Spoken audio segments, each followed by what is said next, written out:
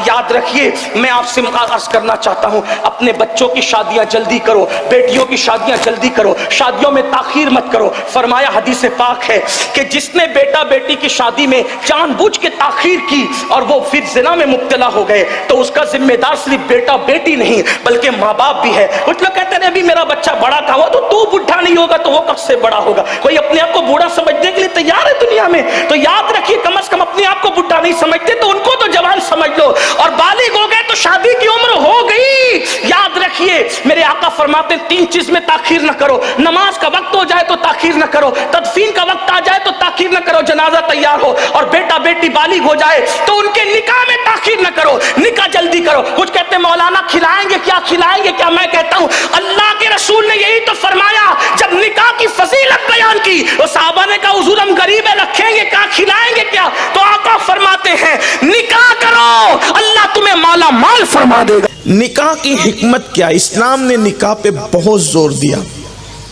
निकाह पर बहुत जोर दिया गया, बल्कि यहां तक फरमाया जिसने निकाह किया उसका आधा ईमान महफूज हो गया और वो आधे ईमान के बारे में अल्लाह से डरता रहे।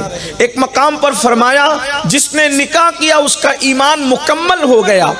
निकाह की इतनी फजीलत, इतनी फजीलत, इतनी फजीलत बयान की गई, बल्कि यहाँ तक कह दिया गया कि जो इस्तिताअत होने के बावजूद निकाह का इनकार करेगा वो हम में से है ही नहीं। हुजूर अलैहिस्सलाम ने अपनी सोसाइटी के बाहर निकाल दिया उसको, वो मेरी सोसाइटी का मिंबर नहीं है जो इस्तिताअत और ताकत होने के बावजूद निकाह का इनकार करे, सुन्नत रसूल का इनकार करे।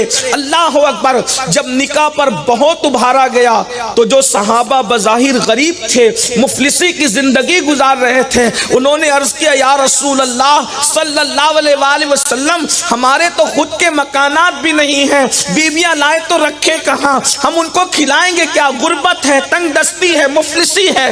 लेकिन उनको भी हुजूर ने यह नहीं फरमाया कि ठीक है मुफलिसी है तो मैं तुम्हें छूट देता हूं, तुमने निकाह नहीं करना, बल्कि करीम आका की तो शान यही है। अल्लाह अकबर। बीमारी देख करके लोग नुस्खे बदल देते हैं, मरीज देख करके लोग नुस्खे बदल देते हैं। तन्हा कायनात का वो तबीब है जिसने नुस्खे नहीं बदले हैं बल्कि मामलात को बदल दिए हैं, हालात को बदल दिए हैं। जब पूछा गया हुजूर हम गरीब है, मुफलिस है, क्या करें? तो इरशाद फरमाते हैं निकाह करो, अल्लाह तुम्हें मालदार फरमा देगा।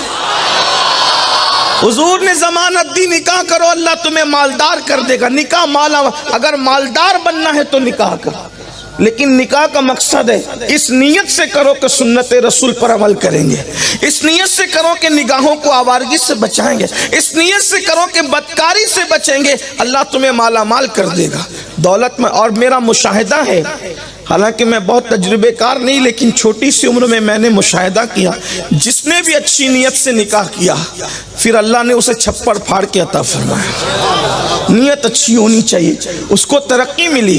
एक खास बात दर्द दिल के तौर पे रखना है आपके पास, निकाह की जो बरकत है एक खास बरकत, निकाह जोड़ता है। बड़े बड़े खतीब, बड़े बड़े अदीब, बड़े बड़े मशाइख, बड़े बड़े पीरान तरीकत बरसों की मेहनत से जो काम नहीं कर सकते, निकाह की बरकत से 1 मिनट में वो काम हो जाता है। इधर एक लड़की अजनबी, एक लड़का अजनबी, दोनों ने एक दूसरे को कबूल किया, 50 खानदान 1 मिनट में आपस में जुड़ जाते हैं। देखिए ये निकाह की बरकत। और इस्लाम सिर्फ जोड़ने आया, इस्लाम का मकसद जोड़ना है, इसलिए निकाह के बारे में बहुत फजीलत आई, क्योंकि ये जोड़ता है, ये समाज को मुस्तहकम करता है। जैसे मिसाल के तौर पे एक लड़का और एक लड़की अजनबी थे, अभी आप यही होगा निकाह यही होगा, आप वो मंजर खूबसूरत देख, कितना खूबसूरत, 1 मिनट में निकाह हो जाता है। निकाह का मतलब है ईजाब और कबूल, बस 1 मिनट लगता है उसको। 1 मिनट के अंदर लड़का लड़की ने एक दूसरे को कबूल किया। अब इसका भाई और इसका भाई कोई ताल्लुक नहीं था, लेकिन रिश्ता पैदा हो गया है। मेरी भाभी का भाई है और मेरे बहन भाई का भाई है, तो रिश्ता पैदा हो गया। उसकी बहन, उसकी बहन, उसकी माँ, उसकी माँ, देख रहे हैं आप।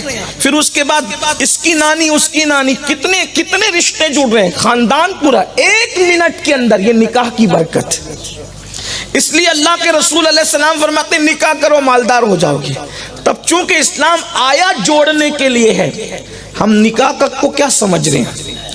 आजकल लोगों ने निकाह को एक रस्म समझा या फिर निकाह को जिनसी तस्कीन का सबब समझा, बस इसके सिवा वो कुछ नहीं जानते। लेकिन उन्हें पता होना चाहिए सरकार गरीब नवाज रदी अल्लाह ताला की उर्स के अय्याम भी है। सरकार गरीब नवाज रदी अल्लाह ताला अपने मलफूजात में फरमाते हैं, बच्चे भी बैठे हैं, छोटी बच्चियां भी होगी, बड़े बूढ़े भी हैं। मैं बहुत हया के पर्दे में एक बात आपको पेश करता हूँ। निकाह का क्या है?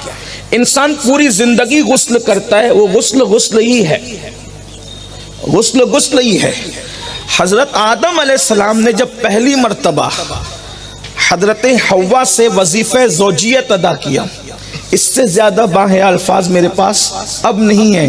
मैं अपने छोटे से बहुत कम इल्मी की बुनियाद पर इससे बेहतर अल्फाज लाने से कासिर हूँ और समझने वाले समझ गए होंगे और मैं उसमें कामयाब हो गया। पहली बार अम्मा हुआ पाक से हजरत आदम अलैहिस्सलाम ने वजीफे ज़ौजियत अदा किया। इसका मतलब ये है कि शायद ये अमल जन्नत में नहीं रहा होगा उस वक्त तक, इस एतबार का जो दुनिया में हुआ, यानी कि जिससे औलाद की पैदाइश का सिलसिला शुरू हो, इस एतबार का।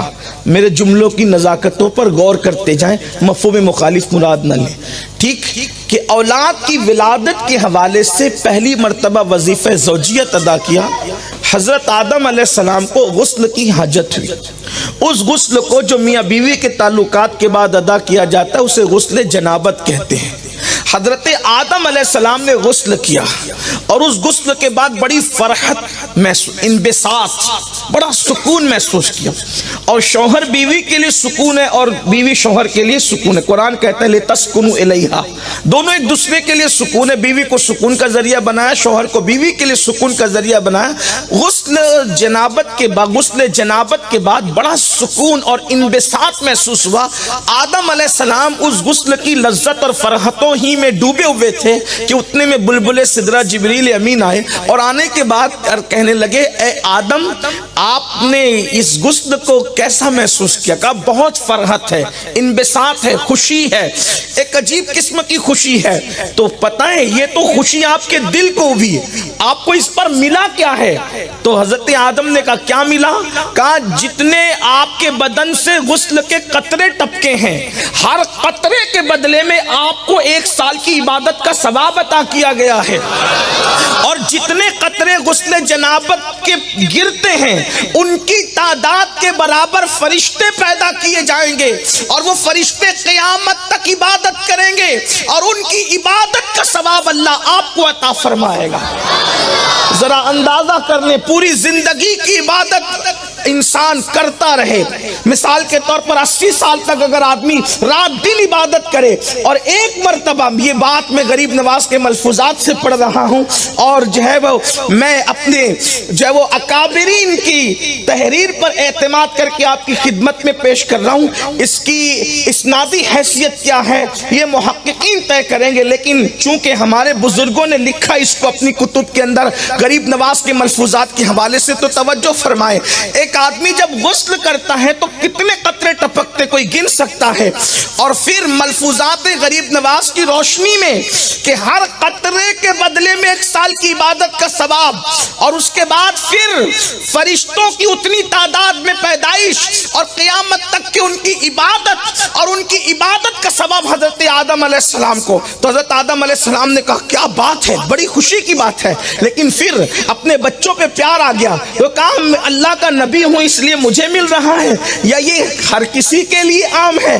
तो हजरत जिब्रील ने कहा अल्लाह के पैगंबर ये आपके लिए खास नहीं है, क़यामत तक आपकी जो ईमानदार औलाद, ईमान वाली औलाद शादी के बाद इस तरह का गुस्ल करेंगे, अल्लाह ताला उनको भी यही अजर अता फरमाए। गौर फरमाइए, निकाह की बरकत है और सिर्फ निकाह की बरकत है। लेकिन गरीब नवाज बयान करने के बाद रो पड़े, अब रोने लगे। कुछ और भी कहा, क्या कहा? जब जिब्रील ये बोल चुके कि बीवी के साथ वजीफे ज़ौजियत अदा करने के बाद गुस्ल का ये सवाब है, तो फिर जिब्रील ने कहा मगर ए आदम, अगर कोई ज़िना करेगा और कोई बदकारी करेगा और ज़िना के बाद जब कोई गुस्ल करेगा तो हर पानी के कतरे के बदले में एक एक साल का गुनाह उसके नामे अमाल में लिखा जाएगा। साल भर भर के जराइम के बराबर उसके नामे अमाल में गुनाह लिखा जाएगा। और उतनी तादाद में जितने गुस्ल के कतरे गिरे हैं, अल्लाह अकबर, शयातीन पैदा किए जाएंगे और वो शयातीन क़यामत तक बदकारियां करते रहेंगे और वो सारी बदकारियों का वबाल उसके नामे अमाल में लिखा जाएगा जिसके ज़िना की वजह से वो शयातीन पैदा हुए थे। अल्लाह अकबर, गौर फरमाए क्या तबाही होगी, क्या बर्बादी होगी। तो पता चला निकाह ये है, ज़िना ये है। निकाह की अपनी बरकतें हैं, मगर निकाह का मकसद जोड़ना है। और हमने समझा सिर्फ जिनसी तस्कीन, चंद रसूमात, चंद मिनट की लज्जतें, ऐसा नहीं है। निकाह समाज को जोड़ता है, माशरे को जोड़ता है, यानी सिला रहमी सिखाता है, रिश्तेदारियां सिखाता है। अल्लाह अकबर, अल्लाह पाक कुरान मुकद्दस में इरशाद फरमा रहा है, या अय्युहन्नास, ऐ लोगो, इत्तकू, अल्लाह से डरो, रब्बकुमुल्लज़ी, जो तुम सब का रब है। और वो उसकी शान क्या है, खलक़कुम मिन नफ्सिन वाहिदा, और उसने तुम्हें एक जान से पैदा किया। एक जान यानी हजरत आदम अलैहिस्सलाम से, हजरत हव्वा से, एक जान से अल्लाह ने तुम्हें पैदा किया। और फिर क्या फरमाया, व खलक़ मिनहा ज़ौजहा, और तुम्हारे लिए उसमें से जोड़े बनाए। और फिर इरशाद फरमाते वत्तकुल्लाहल्लज़ी तसाअलूना बिही वल अरहाम, और अल्लाह से डरो रिश्तों के मामले में, रिश्ते अरहाम के मामले में अल्लाह से डरो। और फिर फरमाता है अल्लाह रब्बुल इज्जत से रिश्तों के मामले में डरो, क्योंकि इन्नल्लाह काना अलैकुम रकीबा, कि अल्लाह तुम पर कड़ी निगरानी फरमा रहा है। इस आये करीमा का मफहूम मैंने पेश किया। याद रखिए, मैं आपसे अर्ज करना चाहता हूं, अपने बच्चों की शादियां जल्दी करो, बेटियों की शादियां जल्दी करो, शादियों में ताखीर मत करो। फरमाया हदीस पाक है कि जिसने बेटा बेटी की शादी में जानबूझ के ताखीर की और वो फिर ज़िना में मुब्तला हो गए, तो उसका जिम्मेदार सिर्फ बेटा बेटी नहीं बल्कि माँ बाप भी है। कुछ लोग कहते हैं अभी मेरा बच्चा बड़ा था, वो तो तू बुढ़ा नहीं होगा तो वो कब से बड़ा होगा। कोई अपने आप को बूढ़ा समझने के लिए तैयार है दुनिया में? तो याद रखिए, कम से कम अपने आप को बुढ़ा नहीं समझते तो उनको तो जवान समझ लो, और बालिग हो गए तो शादी की उम्र हो गई। याद रखिए, मेरे आका फरमाते हैं 3 चीज में ताखीर न करो। नमाज का वक्त हो जाए तो ताखीर न करो, तदफीन का वक्त आ जाए तो ताखीर न करो, जनाजा तैयार हो और बेटा बेटी बालिग हो जाए तो उनके निकाह में ताखीर न करो, निकाह जल्दी करो। कुछ कहते हैं मौलाना खिलाएंगे क्या, खिलाएंगे क्या? मैं कहता हूं अल्लाह के रसूल ने यही तो फरमाया। जब निकाह की फजीलत बयान की तो साहबा ने कहा हुजूर हम गरीब है, रखेंगे क्या, खिलाएंगे क्या? तो आका फरमाते हैं निकाह करो, अल्लाह तुम्हें माला माल फरमा देगा।